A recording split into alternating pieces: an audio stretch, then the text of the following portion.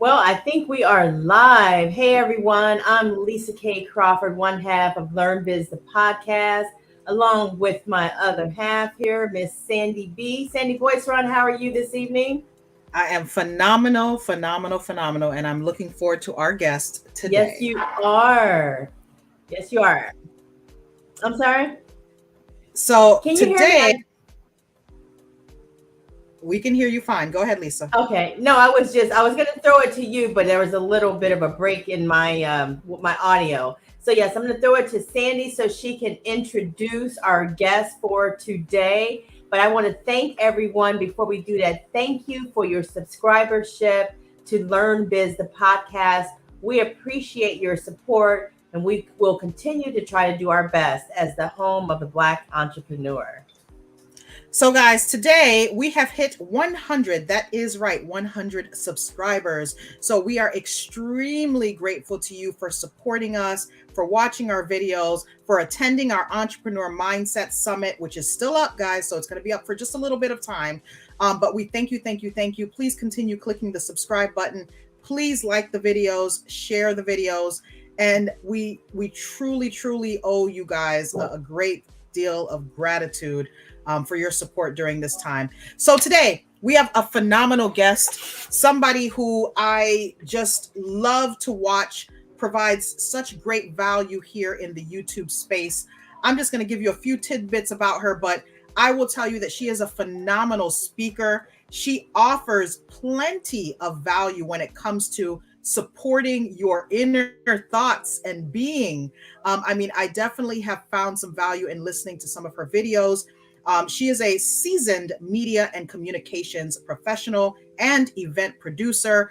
I met Suzette years ago when she was doing her live streams on Facebook. She also was doing women's conferences, trying to empower women and support them. And I just see so many great things happening with her right now. And I thought, what better guest that we could have here on LearnBiz the Podcast. So let me go ahead and bring up Miss Suzette Speaks. Hey, ladies. How are you? Hi, Suzette. Nice to see you. Great to be here. Thank you so much for the invite. Thank you, Suzette. We're so glad that you're here. And so if I could just kick it off, I just want you to introduce yourself to those who don't know you as the YouTube sensation that you are. Well, forgive my voice. I'm struggling with a sore throat here, guys, tonight. So pardon the roughness. But thank you again to the Learn Biz duo, Sandy and Lisa. You guys are amazing ladies in real life. Yeah, we know each other offline. So shout out to the ladies representing for the 305, for the 954, Lauderdale stand up, Miami stand up, Palm Beach stand up. Well, it's good to be here. I am Suzette Speaks, as they said. I'm a television host and an attorney. I grew up here in South Florida with Jamaican roots. I love, the performing arts. I love media and broadcast journalism. But I'm sucking on lozenge. I know this is very professional, guys, but it will keep me from coughing. But like some great immigrant Caribbean parents that I had, they always pushed me to excel. They always pushed me to work very hard, focus on school, of course. And that led me, to pursue my education. So after undergrad, they decided, let's be real, to go to law school. And that was a wonderful decision in so many ways. And I tell people a heartbreaking decision in others. While I did enjoy the subject matter, it was probably the hardest, toughest 3 years of my life because I always felt another pull, another calling, another mission. So I'm one of those people, when we talk about relationships and how you relate to yourself and therefore relate to others, I'm very mission driven. So I think in lining up with people, it is always about that. Not only my mission, their mission, and how we align. So I say that to say, a part of me was kind of empty in the practice of law. And after a few years of practicing law, I decided I need to kind of figure this thing out. I need to figure out what is this itch? What is this desire? And I shared with some of my audience, and shout out to any of the Suzette Speaks crew who was here, my speakers. Hopefully, I just posted it on the page over there. So hopefully they come on over and say hello. But I had it is literally a come to Jesus moment. It happened at a church. where I was so frustrated in life, kind of felt like I was, in a place I didn't fit in, a big firm. I didn't feel happy. So in trying to explore what was wrong, why was I feeling so isolated, so lonely, so out of place, I started to go on a spiritual, quest. So at church one day, I was really asking God. I was like, "You better tell me what to do. I can't send back this law degree. What is this?" Long story short, I found a ministry at my church, media ministry, and honestly, wit's end. I did not feel happy about life. And then after doing some, rehearsal with them and learning some things from them, it was amazing that another side of me began to awaken. I did radio commercials for them. I learned how to use a teleprompter, green screen, all this stuff. And I was like, oh my God, this is media. This is like a skill.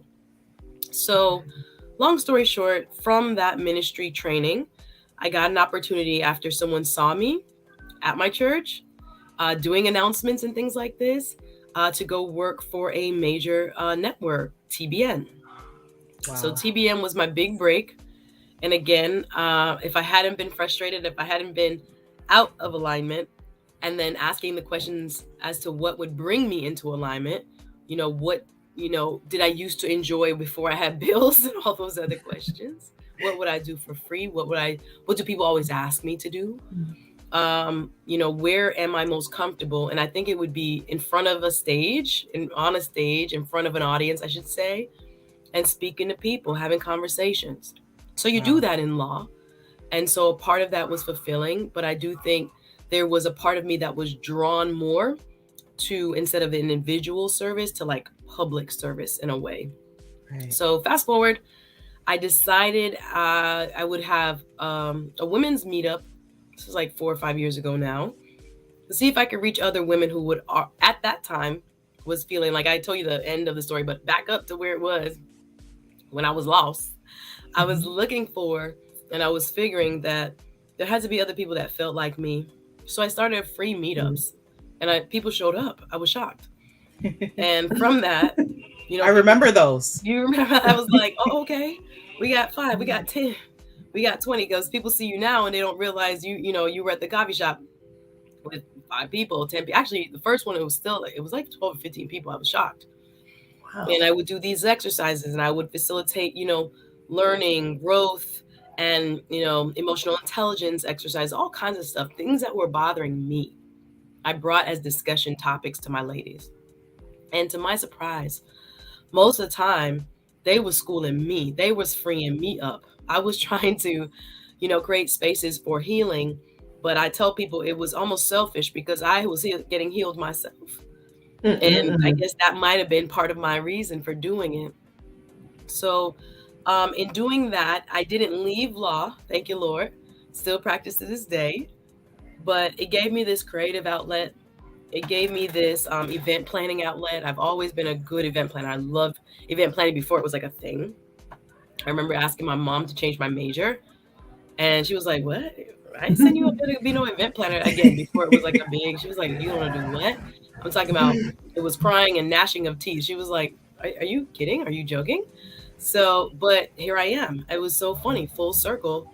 After graduation, how many years later, and what am I doing? Event planning. So you can't run from who you are. You can't run from your calling. You can't run from that, inner voice that draws you. And I think all of us have it. I think sometimes it changes in your entrepreneurial journey. Right. Because I did feel, called to law. But I think sometimes, things can evolve, and maybe people don't even understand your journey because theirs is different. So one of my first kind of keys to success, and tell me when to stop, y'all, is that you gotta be very careful not to look left and look right, because a lot of people couldn't understand why I wanted to go on television and all these things. It was very difficult to explain.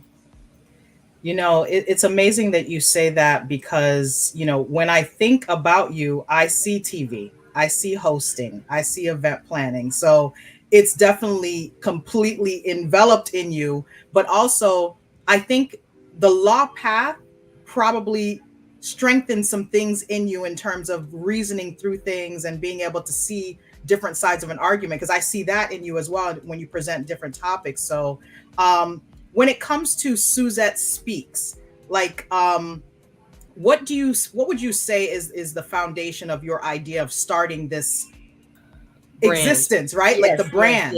Yes. I think I heard it honestly laying in my bed. God gave me the brand. And I remember at the time, it's maybe like 8 years ago-ish, maybe about that. And I remember telling girlfriends who are actually not my girlfriends anymore, but at the time about it.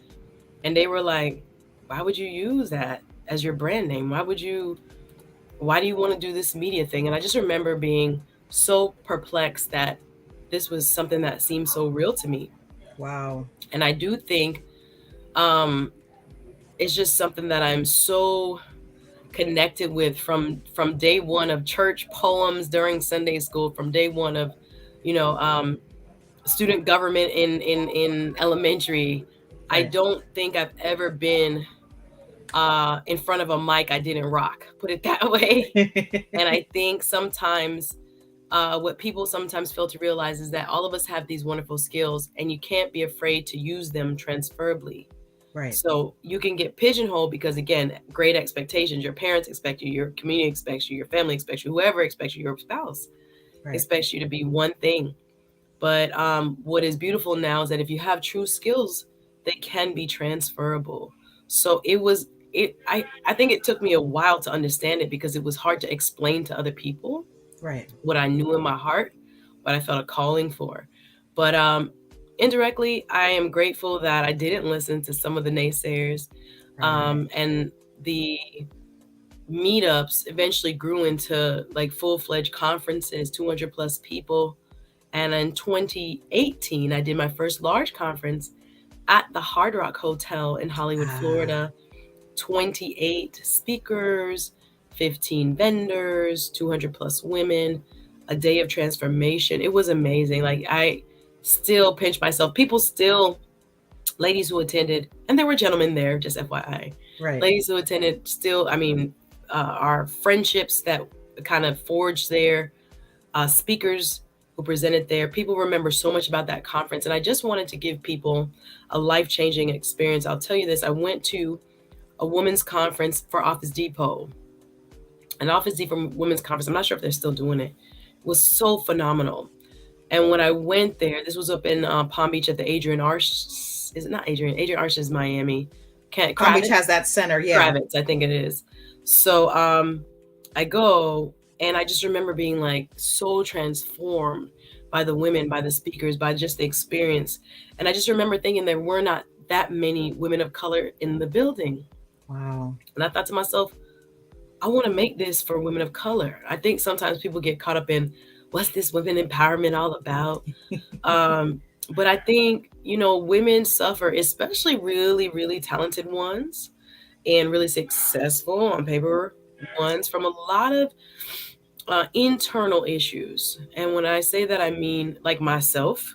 Right. I suffer with low self-esteem. I suffer from the identity crisis. I was like, did I have a quarter life crisis? Like, what I got going on right now, where all the decisions were kind of being made for you. And then you wake up and you're an attorney and you're like, wait a minute, is this what I really plan my life to look like? Absolutely not. But I'm here now, so what we gonna do? You have a crisis about all kinds of things, mental health and otherwise. And I just realized there are not that many safe spaces for people in general, but women in specific, to talk to others who are similarly situated about how they can get free. And what I realized more and more was how many women are walking around burdened. That frightened me. And I thought to myself, my God, you cannot be the best wife. You cannot be the best mom. You cannot be the best, CEO if you have all this kind of residue sitting in you, emotionally speaking, spiritually speaking, mentally speaking. So I really saw there, and I'm not a psychologist by training, but I am a student of life and a student of people. So I always had that curiosity, and I could tell, like, when I saw my counterparts in the majority culture, if you will, they regularly attend conferences. They regularly go to, personal development events as a part of their, just maintenance of mental health.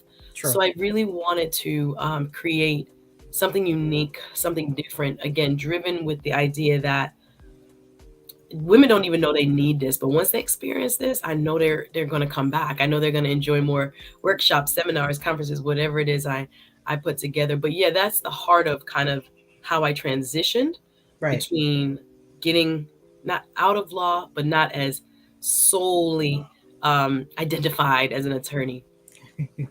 So let's talk about that transition, because many times, people are going to see you now.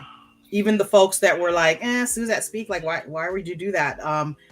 The process of getting to this point right now, today, what did that look like? And what are some things that you would suggest for folks considering going down this path? Well, everybody loves the pretty shiny events that you put together now. And that is a big challenge sometimes, because I feel like sometimes I get friended, I get inbox, friendships even try to develop out of, people trying to, I wouldn't even say enjoy the fruits of your labor, but people trying to skip the step. Like, I want to use her audience to try to build what I'm doing. And it doesn't work like that. And I think it comes across very disingenuous, and oftentimes can turn people off from you. So I would say you have to start small. If I could tell you how many phone calls I got, especially after my first big conference, I want to do a conference. I want to do it 75 people. I want to do it here. I want to do it there. And I'm like, ma'am, you didn't see the 6 months to a year of free stuff I did to feed into the conference. I gave people samples for free. I did workshops basically trying to, and I would say first and foremost, if you have friends, if you have relationships, seek low cost or free spaces. Now everybody's outdoors. You can even do an outdoor park if you want. But let people, hey, RM. Let people sample you, right? It's not going to be forever. But as I thought about how would I get people to come to a conference without understanding what it is I do, I just started doing mini workshops. I partnered with people, the Children's Service Center of Miami. I partnered with a female friend of mine who's also a lady lawyer who had a beautiful office with a wonderful conference room. We could fit 30 people in there. Perfect. Found literally, I went to the library, 2 different libraries, major libraries here for free. Yeah. And brought food out of my own pocket. Like, eventually then got sponsorships for people to provide a little, continental breakfast. Yeah. But I had an agenda. I planned, I booked speakers. I worked with the speakers to, develop the ideas and kind of map it out. There goes that law skill. Yes. I can map out, not the argument, but like, how does this flow? What's the problem? How do we get people to step 1? How do we get people to step 2? So with many people who spoke at my events, they were novices, but I could help them. I could help cultivate them even as speakers themselves. I'm like, no, you got to have a presentation, ma'am. We're not here freestyling like what we're doing. So I try to offer something free early. I think I had, especially right before the conference, I did 6 straight months of 1 event a month free. Right. But I had been doing it from that prep earlier that year. So at least a year of stuff before I charged like big money, if you will, $99. Right. So people want to come out the gate and, the flyer is popping and the PR looks great, but you better know what you're doing when you really, charge people for something. And it's super important that you also, focus on quality over quantity of people, especially if you're in a service. I didn't care if it was 5 people. They were going to get excellent. Excuse me, ladies. They were going to get an excellent.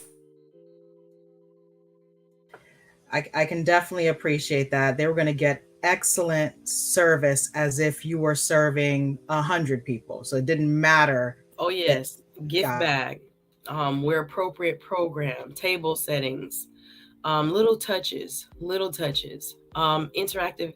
I love an interactive icebreaker. I love, things that are unique, where I've gone to a lot of conferences. So some of the stuff I've experienced, I know women have never experienced if that's not something that they do. So I was just very meticulous of location, the subject matter covered just based on issues I was dealing with. And then venue came, location, subject matter, and then experience, I guess, is the best way I can think about it. And then building up to something bigger, not just thinking, oh, I see pictures of somebody else, so I'm gonna jump in here and have the same thing. Probably not. Not really. A lot of people throw stuff and flop. I'm not gonna say you can never have a failure, but I think you can prep better and kind of create a funnel so that you get the outcome that you want. But start small and then build up to like a bigger event is what I would say.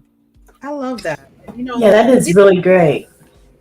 Lisa has a radio background. I have a community background. So I'm sure Lisa's going to ask you some questions about this event planning. I know, I really love it. But what I'm hearing is that you must be a hell of an organizer. That must be one of your skills, obviously, if you like event planning. I just wanted you to talk about that, to be in event planning, to do the type of things you do to put on successful conferences. Talk about some of what goes into that and how you have to keep that effort organized. And I'm going to put myself on mute and listen. Okay, yeah. Event planning is truly a skill. I took it for granted because, from my college days, I would be missing class to plan events. I loved it that much. For my freshman year, I planned homecoming things. I get so much joy from it, like putting things together from start to finish. And my mom would say, I never met a crowd that wouldn't follow, put it like that, because sometimes when you're just good at something, you find you can recruit, you find that you get support from, the least expected places. Right. But I would say, Lisa, in terms of that as a skill, you better be very cognizant that there's so much detail and reliance on other people sometimes that you got to have your plan A, your plan B, your plan C. Yeah. A lot of times people think, my family going to support me. People think, I want to do business with this person because it's, hookup price or whatever. Think sometimes you got to pay the money. Think sometimes you got to, what should I say? Maybe learn from someone first. Right. But yeah, I think when I deal with people or when people ask me for their opinion on things, it surprises me sometimes how much it's not a common skill. I think sometimes I feel like, oh, everybody can event plan, not necessarily. So if you need help, maybe hire somebody and not just, rely on your own skills if that's something that you have limited experience in. And then once you get the hang of it, you can go for it. Lisa, you're on mute.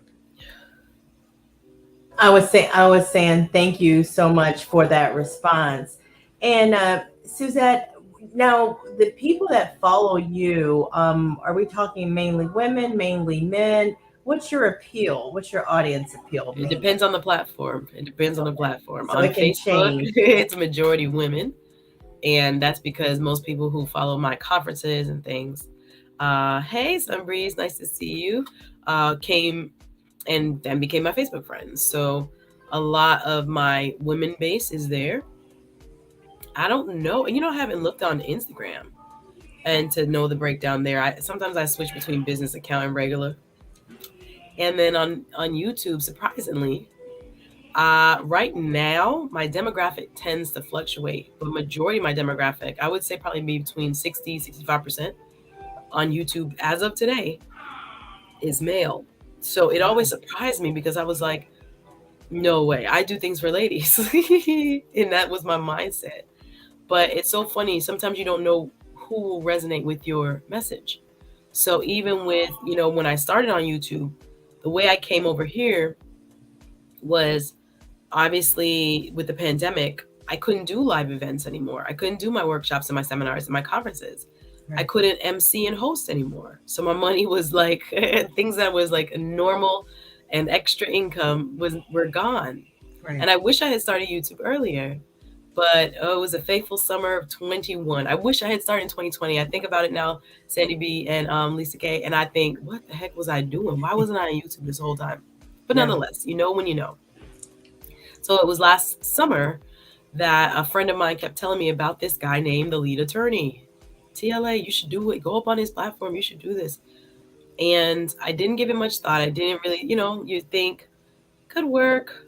let me check it out, that kind of thing. But I'm so glad I did, because I kind of like fell into a conversation about, dating and being a single woman and all those things. And it helped boost my audience tremendously. I was monetized within like 5 weeks of being a serious YouTuber. Like that never happens. So it was a blessing in disguise. And I think that also, because his audience is a lot of men, put me in front of a lot of men too. And I just feel like whoever rocks with you rocks with you. I can't predict now. Now I've let YouTube now predict for me, because I was like, what? Where's all the ladies? Like, but I realized, especially in the niche kind of, which I say community I've landed in, it's a lot of dudes. Dudes have the more, which I say more support. They are, guys tend to be the more supportive of the content creators from my current kind of pocket inside of what people call the manosphere, the Black manosphere. Yeah. I do see myself branching out, but I'm not mad. But I see that's what YouTube anyway tells me that my breakdown is. But it varies depending on the platform. And I will say this, if the men are listening, so are the ladies. So don't worry. I'm not worried. I was just like, I can't predict this. This is different. So I just go with the flow. So Suzette, I definitely feel that you go with the flow, but what keeps you going? Because I can imagine you face certain types of challenges, in the YouTube space and in other social media spaces, in trying to put on your events and things of that sort. What keeps you motivated to keep going? Well, I think I do have like a passion for it. And I think one of the core, which I say, pieces that drive me is knowing that a person gets, the freedom that they didn't know they had, or can look at themselves in a new and unique way, and, is unbound, is uplifted, whose burden is removed. That is such a passion for me. So when I get a chance to do it, depending on the topic, every topic ain't deep like that, y'all, but when the topics get deep, or, when people get that aha, it is rewarding to me. So I think, especially now when I come on days like today, when I'm like nasal and all this, I would do it for free. I would be the person that could, talk and uplift someone on a bus stop or on a bus ride, and enjoy it, and just enjoy the quality of that moment. I think YouTube has such a remarkable reach, global reach, and upside, that as a business, I never really thought about it until I met TLA and saw kind of what his blueprint was. So now it's a passion and purpose and fun. It actually is fun to me. I could have a conversation for free, like I said. But now that it can be lucrative as a business, again, it just makes it even sweeter. And I just like having good discussions. I like challenging people. I like the thought exchange. We don't have really a lot of public squares where people can be heard, especially people of color, especially men and women together. So I think I might be, dare I say, a little bit of a bridge builder, so that we're not talking to, the echo chamber. And I hope to bring some social justice in politics. That's another side of me that I'm passionate about. I've always been big on public service, community service. I've served on a lot of boards and things like this. So for me, there's information that people just don't have. And to bring it to them, like I say, to change their trajectory is a privilege. And I really enjoy doing that.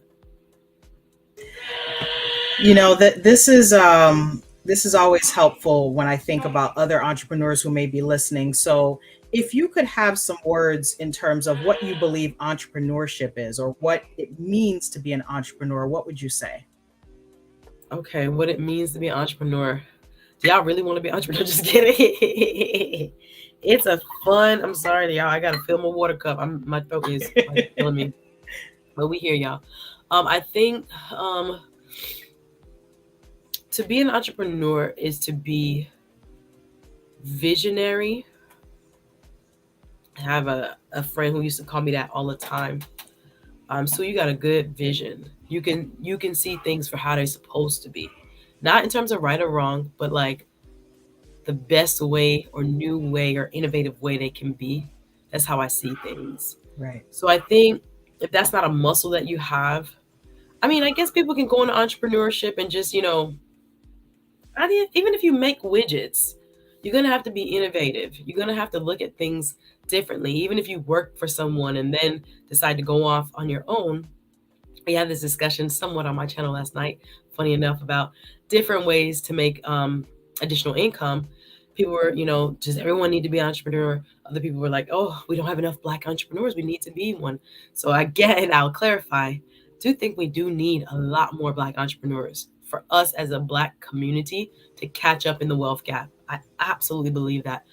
But I do think sometimes and again, I like to say it, but people don't like the pushback. Step out when you're ready. Learn from someone first. Learn on someone else's dime first before you spend a lot of your own capital, your own time, and your own money to learn. So I think it is, innovation first, seeing someone doing something and then figuring out how to do it better. I feel like there's some patience, definitely resilience. Oh my gosh, things are going to happen. You're going to make the mistakes. Just make them early. It hurts. I feel like I should have known better, but you don't know until you know. But I think definitely network.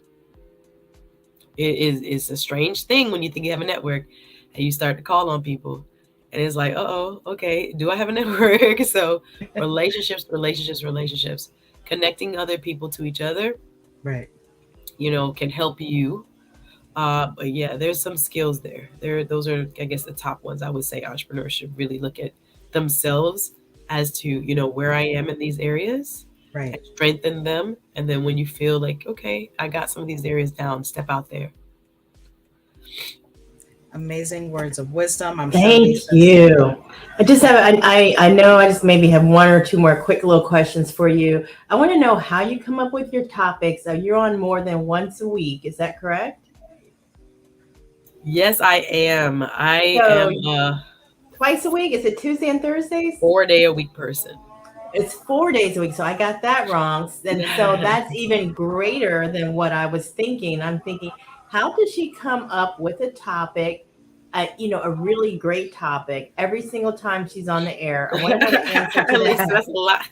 And I don't think everyone is great, but yeah, we get some topics in. You guys, yes, yeah, because your followers seem very loyal. And then the other thing, I want to know where you plan to take your show over the next 24 to 36 months. And I think that will be all. I've only thought through the end of the year. Ooh, that's a good question.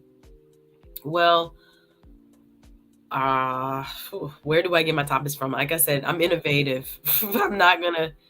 I think about what I talk to my friends about in real life. I think about current events and what's in the news. I just came up with a good series. I can't wait to do it at the end of the month.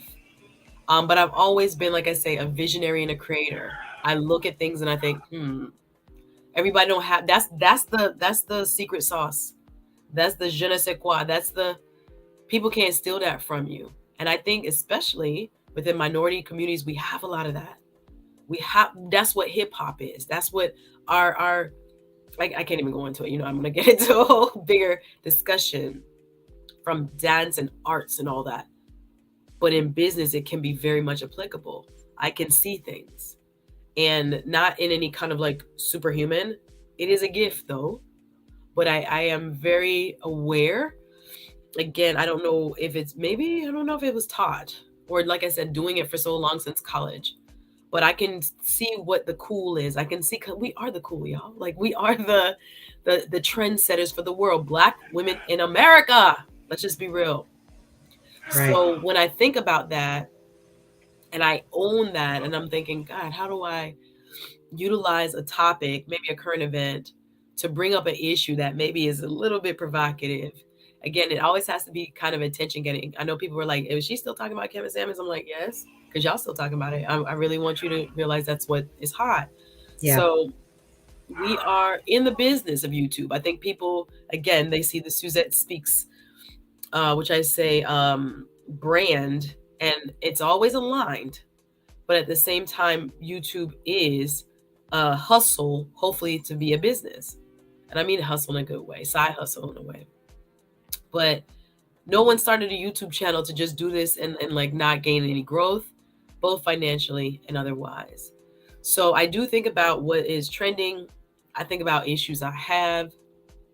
I think a lot of what I see, men especially, but women as well, is relationships and marriage and dating is always going to be popular.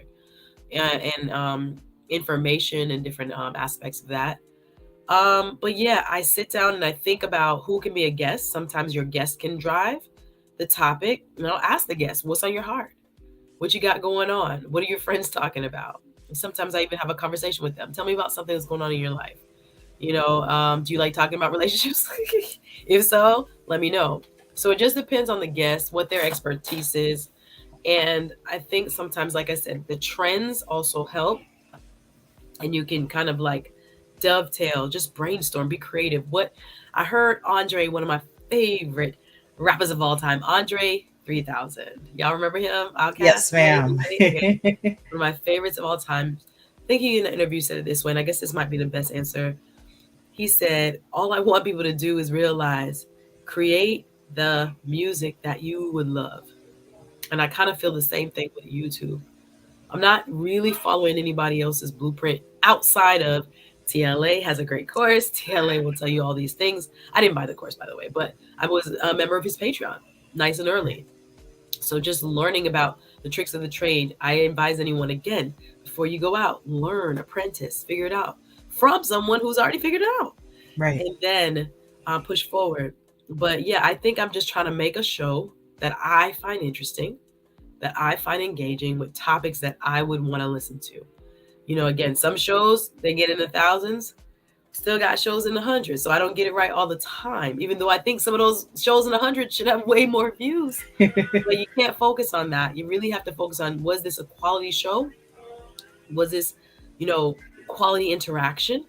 And did people gain something from it? And I'm like, I don't want to waste your minutes of your life. I want you to gain something. So I take that responsibility very seriously. And I look at it as like, we got the juice. We are the juice. We are the like I say, the trend setter for the world. So I come with that kind of like, what am I talking about? What are my friendships like? What is my life like? What are the challenges I've just overcome or still in? And start from there. But yeah, that's where I get the ideas from. We are the juice. Yes. Sounds very Sounds organic. And that's what I love about it. It just sounds very organic. Like Sandy and I are growing here on LearnBiz The Podcast very organically. And that's just so healthy and enriching. Thank you for that. Yeah, it has to be edutainment. People want something kind of juicy, something kind of interesting. You got to have that attention grabber, but you want to combine the sweet with the meat, if that makes sense. How do I make that up? I don't know. But like the cool, but then like, okay, get this food right here too. Especially now that, politics are going to come into play later on this year. I'm definitely pivoting somewhat. You asked me that. So yeah, definitely towards the end of the year, we're going to talk politics. I'm already going to be moderating a few, South Florida local debates, actually in June. I'll be putting those on my channel for sure. But I hope to get a couple of bigger interviews with some individuals, maybe Val Demings and Marco Rubio. If I could host a debate between those, oh my God, I would love it. But I can wish, and you never know. But yeah, getting more into the politics and social justice and voting, especially years like now, right, is important to me. If I could do like TLA, I'm scared to even say it. TLA went from a couple years in the game, but the second year, the beginning of 2021, he had 1,000 subscribers, and by the end of 2021, he had 100,000. Yeah. So I don't know if that's just him. If I can get like 10 or 20, I'd be happy. Because it's not always about the numbers, how faithful they are. You want people that really rock with you. So, but I hope to see growth. Let me put it like that. I can't promise those big old numbers. People in the hundreds of thousands. It's kind of interesting because even being on TV, I think about my viewership when I was on TV recently. You're like, 60,000 people watch that. But it seems different because those people are far away and never interact with you. Right. YouTube is in your face. They can talk right back to you. So it's kind of interesting. When I thought about it, it's so funny. I was like, TV viewers never hit me because they were not there, right there in front of you. But YouTube, it's kind of just so intimate. It's a really interesting space. Suzette Speaks, you have spoken. This That's was great, definitely this is definitely insightful. I'm truly appreciative of you taking the time to share some energy. Let me say hello in the chat to a couple people. Yes, thank you. Shout out to Sunbreeze. Shout out to RM. Nice to see you guys. Look, and Rigo is in the building. Always Enrico. supporting. Here we go. So guys, another great one, Suzette Speaks, sharing some knowledge about her field. I mean, she does social media, she does communications, she does event planning. She is really blowing it up in this YouTube space. And Suzette, I'm going to tell you, I see you being much like a TLA. I mean, I see the numbers growing. I see the topics really hitting people. I'm a watcher. I follow as best I can whenever I have a chance. My sister, thank you. I want y'all. I also see you guys growing as well. I know it's harder, but there are big business channels. There are huge business channels, right? And I don't see many of them hosted by Black women. Just saying. We coming. Thank you. So you guys are unique your perspective. There's so much you guys, I think, can do. I think it will have a lot of impact. It's just slow sometimes to start and push it through, get monetized. As Taylor would say, the only number that really matters on YouTube is that 1,000 subscribers, because after that, you're monetized. Or plus watch hours, of course. But it's like we watch the numbers. But I see you guys as well. But Sandy, thank you. Thank you for saying that. From your lips to God's ears, thank you. Yes, I order see there. it as well. It's just like you said. It's just a matter of time, and it will get there because you have that following, that attraction, and people love what you say, and you can relate to people. The realism, so you can't hide behind a microphone or a TV camera. That realism and that connection, I learned that from being in radio. People feel that, and they feel the real. So I think that's what it takes to build those followings. And you're doing it. You're in the process of doing all of that and more. Thank you. Y'all better stop. Y'all go ahead. I'm not feeling 100, but y'all better stop. I appreciate that. That's very really proud of you. Sincerely, from the bottom of my heart. Thank you both. Like I said, we all got a little sauce here. This is a saucy panel. So I admire your gifts equally. Please know that. And I'm cheering for you. Sandy was on my channel, y'all know, doing some work. And again, I apologize for my little bit of stuffiness, but it is a pleasure to be around other lady lawyers too, who are taking the plunge into YouTube. Absolutely. It is a vast market. We are talking, you know what I'm saying? This much. The manosphere and whatnot is just this much. Billions of watchers on YouTube. There is a pocket for every single person. We can all win. Is when I say that, I mean, like, sometimes it takes a while for your subscribers to find you, as I'm still a little frustrated. I'm like, I should be big about that, but you gotta just remember. RM just reminded me. She was like, "Well, remember when it was 30? You good?" Yeah. Wow. So patience and consistency is the game on YouTube. Touching that algorithm, posting like TLA says, post every day. I will be posting. That's another thing I'm gonna be doing more of. Hiring out. Now that I have a little bit more of a steady stream, I need help a little bit more. Learning that from business and law. Yeah. I already see, okay, you can't spend 4 hours making thumbnails. You might get Fiverr. You might get put somebody on and do that. Yeah. There are small things, thank God, as my channel is growing, I'm going to be able to do, because I just don't have the time. This is why I'm sick, because I was fatigued. Honestly, Saturday, I did 3 shows back to back. I didn't sleep much. I was like, my body was just like, really? And then I got another show right after y'all. But look, but the love is there. Then you talk about passion again. We show up to work sick. You have a court hearing, you got to go. Yeah. So it's one of those things where, it is. I don't know. I can see it watching a TLA. I'm like, we're not different, and there's no women. Like, I don't trust. I'm talking about lady lawyers. There's always women. Yeah, I'm excited. But lady lawyers in the space. Shout out to Boss Attorney Bree. Yes. Shout out to, there's another lady. but fewer. Natalie, the lawyer chick, I think I've seen. Yes. Shout out to everybody that we don't know of yet. Please don't watch this and think we're haters. Maybe we don't know of you, but respect you. We respect you. But yeah, I don't see many that I know of anyway. But again, maybe I'm in my little corner of the internet and I just don't know them yet. But yeah, I think we're a part of a wave, ladies. And I think we're going to be pioneers of sorts. And then people want to jump on. How we going to be like y'all? We're going to be like, do you remember when we only had 100 subscribers? Do you remember when we only had this kind of thing? It's hard because I think it's a test of patience and consistency. People want to jump up in BTLA. You can't just jump up in BTLA. He put in a year's worth of work, actually two and change. True. Yeah. 2 whole years. If Kevin Samuels didn't get 1 million, it took him 8 years. Yeah. And he was just, not to speak on him, but you get what I'm saying. Absolutely. A lot of people think this is an instant game. It is not. What you're doing as well, the collabs are going to help, I think, as well. I'm big on collabs too. Yeah. I have some big ones coming up. Not going to say who. Ooh. But yeah, that's a part of and again, in the 3 to 6 months, I'm going to try to collab with some bigger channels, see if they say yes. Absolutely. But that's how it's about getting the eyes on you. And then if the people like what they see, hopefully they'll stay. Wow. Suzette? I ain't giving y'all no more. Bye.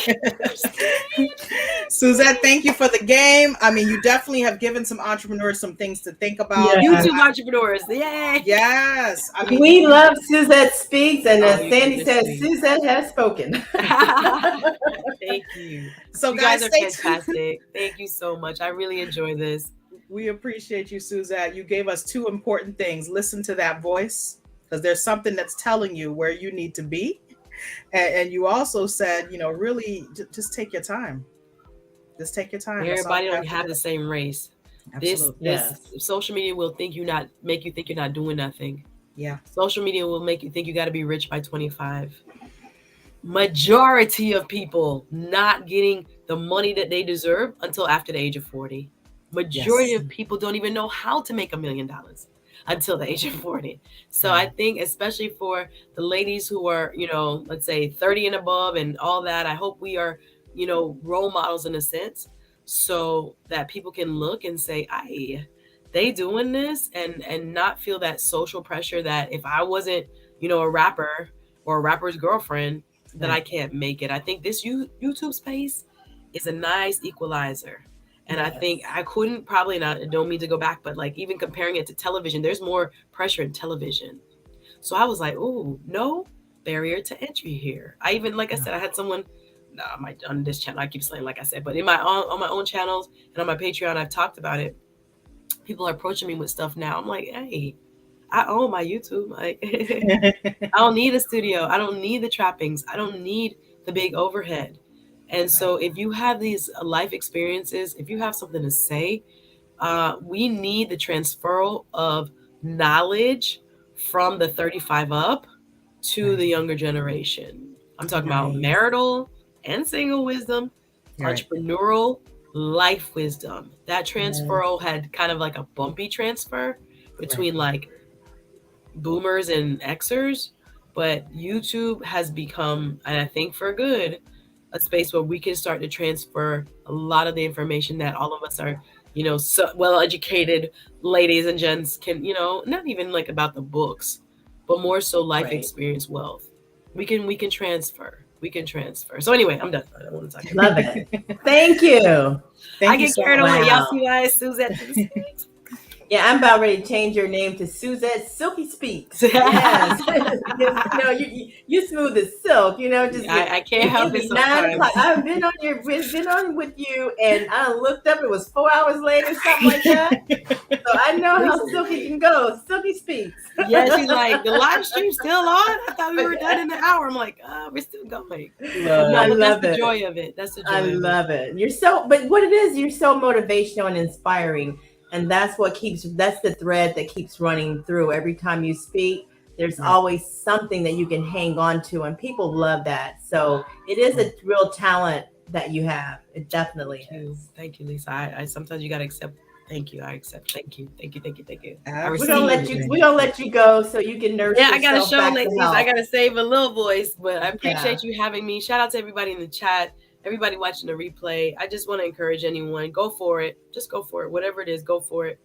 It's hard. Everybody's not going to understand, but go for it. Thank you, Do it Suzette. anyway. Yeah. Appreciate you. Love Have a you. good night. See you Love you guys too. Love you soon. too. Bye. See you later. So we're at 100 subscribers. This is Wow. where we are. And we have reached this 100 subscribers on the day that we are interviewing Suzette Speaks. This is definitely the way that we would love to close out this 100. So guys, click that subscribe button. Help us get an extra 0 in there, by the end of the week. We'll be forever grateful. So a couple of things to share, because if this is your first time watching, just a reminder, we are the home of the Black entrepreneur. We share all types of topics regarding entrepreneurship and growing your business. And we do this by interviewing various entrepreneurs in different industries. I mean, we've had folks in the real estate, financial, healthcare and beauty, products, custom apparel. We've had folks talk about all types of topics on this platform. And our objective is to make sure that we hit as many industries as we can. So you can come to our channel and be like, you know what, I want to enter the custom apparel and cosmetics industry, or I want to be a makeup artist, or I want to be a realtor. We even had someone on talking about luxury real estate and container homes, right? So I think there are so many avenues for us as Black entrepreneurs that we may not think about. But we really need to open our eyes to the opportunities that are there. And I'm glad we had Suzette Speaks on today, because we were able to talk about YouTube a bit and talk about the avenues that are there for us. Billions of people watch YouTube. Billions. They're subscribed to different channels. And so, again, there is an avenue for each and every one of us. Just so that you know, we have coming up at the end of the week, we're going to be talking about the mistress of ceremonies, Crystal Chanel. We're going to be sharing some information on public relations and marketing, and making sure that you have an understanding of what that actually means and how someone like Crystal Chanel can assist you. Also, Lisa, who do we have coming up in the hotel industry? We have Miss Kristen Kitchen. She is a Black hotel operator and owner. She is the owner of the Dunn's Josephine Hotel right here in Overtown, Miami, Florida. I am here now in one of her rooms. I'm in the, whose room is this? Oh boy, I'd have to look on the door. But all her the hotel rooms are themed. And so I believe is it the Hamilton Brothers? I could go get up and look, but at any rate, let me just keep going. It's a great place. I'm here because right after this, there's a wine tasting, and there's a Black entrepreneur winemaker, and I'm about to go out there and meet this winemaker, and I'm definitely going to get the information, Sandy, so we can see if we can get this winemaker on our show. Yes. So I have to get out there before all the wine gets gone, so I can check it out. Don't worry, folks. Lisa's going to do some YouTube shorts so that she can share her experience with us. I will. But please know that the Entrepreneur Mindset Summit is still on our channel. We'll be taking it down soon, but watch it while you can. It's only 2 hours. Take some time while you're working out or whatever you're doing, and you'll be able to listen to the summit. We talked about business formation, trademark and copyright, social media, branding, accounting and bookkeeping. And we topped it off with our favorite Dr. Tasha, talking health and wellness as entrepreneurs. So please don't miss that. Again, click the subscribe button, click the like button, and please catch us on Friday at 12 noon Eastern Standard Time right here on LearnBiz The Podcast. Have a good night, guys. Good night.